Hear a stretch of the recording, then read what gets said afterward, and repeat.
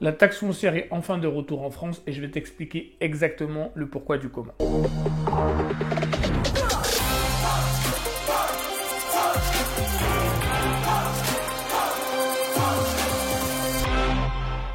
Alors bonjour, moi c'est Lionel de ML Immobilier et sur cette chaîne on parle bien sûr d'immobilier mais pas que. On parle surtout d'achat-revente, de grosses plus-values et du marché immobilier en général. Donc si notre contenu t'intéresse, n'hésite surtout pas à t'abonner à la chaîne et surtout active la cloche pour avoir les notifications de toutes nos nouvelles vidéos. Et j'ai aussi remarqué que beaucoup de gens regardent nos vidéos mais ne mettent pas de like. Vraiment, mets un like et j'ai découvert que c'était très important pour l'algorithme. Donc si tu veux vraiment nous aider et que cette vidéo te plaît, n'hésite surtout pas à la liker afin qu'un maximum de gens puissent la voir. Et si tu veux la partager à d'autres personnes, parce qu'à mon avis, le sujet de ce soir est vraiment très intéressant. Alors, la taxe d'habitation, ça a été une promesse de campagne d'Emmanuel Macron lors de son premier quinquennat. Il avait promis de faire disparaître cette taxe et force est de constater que pour une fois, un politicien a tenu à ses promesses. Ça a pris un peu de temps, mais il a décidé de faire ça pour redonner du pouvoir d'achat aux Français, à savoir que il retirait la taxe d'habitation pour tout le monde, que ce soit les propriétaires et les locataires. Donc les propriétaires se retrouvaient plus qu'avec une seule taxe, c'était la taxe foncière, et plus du tout de taxe pour les locataires. Et franchement, sur le papier, tu te dis oui, c'est vraiment bien. Bon, après, en même temps, on nous a dit que c'était le Mozart de la finance, donc on se dit que c'était une bonne idée. Mais quand tu as un petit peu plus de 15 ans, tu te doutes bien que, attends, il y a beaucoup moins d'argent qui va rentrer dans les caisses de l'État. Où ils vont trouver cet argent? Bon, bah là, le problème a commencé. En plus, quand je dis les caisses de l'État, c'est pas tout à fait exact, parce que les taxes d'habitation, ça renforçait les collectivités locales. C'était de l'argent qui était pour les collectivités locales, ce qui servait, alors, c'est pas vraiment l'État, mais c'est quand même l'État, attention. Mais c'est vraiment la partie du quotidien des gens. C'est pour les écoles, pour le paiement des aides sociales comme le RSA, ceci, cela. C'est les maternelles, les primaires jusqu'au collège. Et les polices municipales aussi, je crois. Je suis pas sûr si c'est pas aussi les municipales. Mettez-le moi dans les commentaires. Mais en tout cas, c'est pas pour la police. C'est pas pour les choses régaliennes de l'État. Mais ça aidait les collectivités territoriales ou locales, parce que c'est les mêmes, à pouvoir avoir de l'argent pour pouvoir faire fonctionner le quotidien des Français. C'est à ça que servait la taxe d'habitation. Donc, elle a été supprimée. Ces collectivités locales se retrouvent en grande difficulté financière.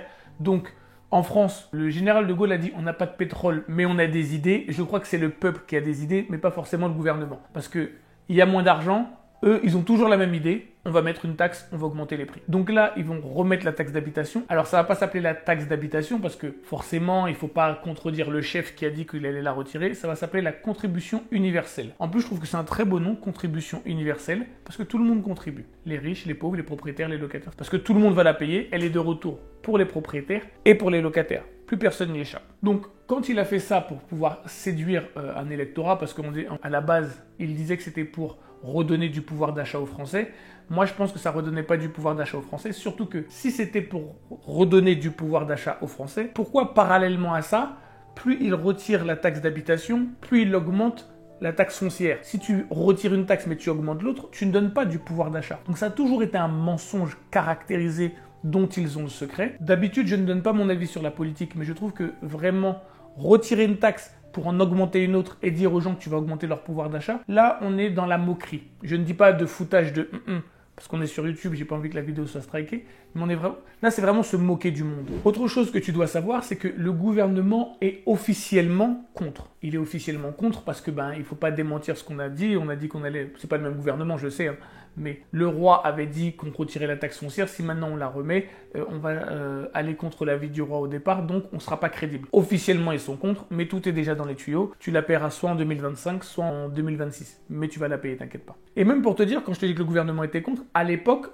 du gouvernement de Barnier, ils étaient encore plus contre, parce qu'ils avaient trouvé une autre idée. Ah bah oui, je t'ai dit tout à l'heure qu'ils n'ont pas d'idée, mais ils en ont une. C'était d'augmenter les droits de mutation lorsque tu achètes un bien immobilier. En clair, ils voulaient augmenter les frais de notaire, parce que quand tu payes des frais de notaire, 80% de la somme que tu payes, c'est ce qu'on appelle des droits de mutation, et c'est une grosse partie de ces droits-là qui vont aux collectivités locales. Donc ce qu'ils se sont dit, parce qu'ils sont malins, on va pas remettre la taxe d'habitation, mais on va augmenter cette partie de taxe-là pour les gens. Et en fait, comme ils savent pas très bien compter, en 2022, on a eu près d'1,2 million de ventes de biens immobiliers. En 2023, ça a baissé. En 2024, ça a encore baissé. Donc, vu qu'ils ont fait monter les taux très rapidement, en échange, forcément, les gens ont eu moins de pouvoir d'achat. Donc, les gens ont moins acheté de biens immobiliers. Donc, même s'ils voulaient augmenter les frais de notaire, c'était pas bon, parce qu'il n'y a pas assez de frais de notaire qui sont collectés.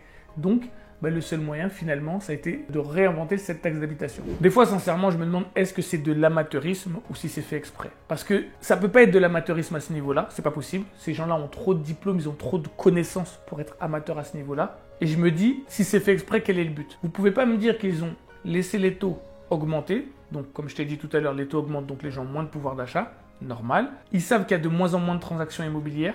Ils le savent. Parallèlement à ça, ils disent aux banques de ne plus prêter aux gens qui n'ont pas d'apport. Donc, ils ont fait en sorte que les gens aient besoin de plus en plus d'apports pour pouvoir acheter. Donc, forcément, il y a énormément moins de ventes. Et ils se disent, on va augmenter les frais de notaire. C'est pas possible. En fait, je pense qu'ils savaient très bien que la taxe d'habitation devait revenir. Elle aurait peut-être même jamais dû disparaître. Et ils ne savaient pas comment refaire le coup. Donc, ils ont tout tenté. Mais ils ont tenté tout et n'importe quoi. C'est ça le problème. Plutôt que s'ils n'avaient pas retiré cette taxe, il n'y aurait pas ce dégoût et cette haine des gens qui vont se retrouver avec une nouvelle taxe. Alors, je tiens à dire aussi, retour de la taxe d'habitation ne veut pas dire diminution de la taxe foncière. Elles ont augmenté, elles vont continuer à augmenter jusqu'en 2028. Les nouvelles taxes d'habitation, on ne sait pas encore comment elles seront calculées, mais vous inquiétez pas, ils vont vous le prendre le pognon. En même temps, qu'est-ce que vous voulez que je vous dise? C'est la démocratie, les gens ont voté pour eux, voilà. En tout cas, j'espère que cette vidéo t'a plu, même si au fond de moi, je sais qu'elle ne t'a pas vraiment plu, vu ce que j'ai dit, c'est pas quelque chose de plaisant. Mais j'espère que tu as apprécié le contenu, le fait qu'on te donne de nouvelles informations le plus rapidement possible et on essaie de faire en sorte qu'elles soient le plus précis possible. Donc n'hésite pas à mettre un like, à mettre un commentaire ou à partager cette vidéo.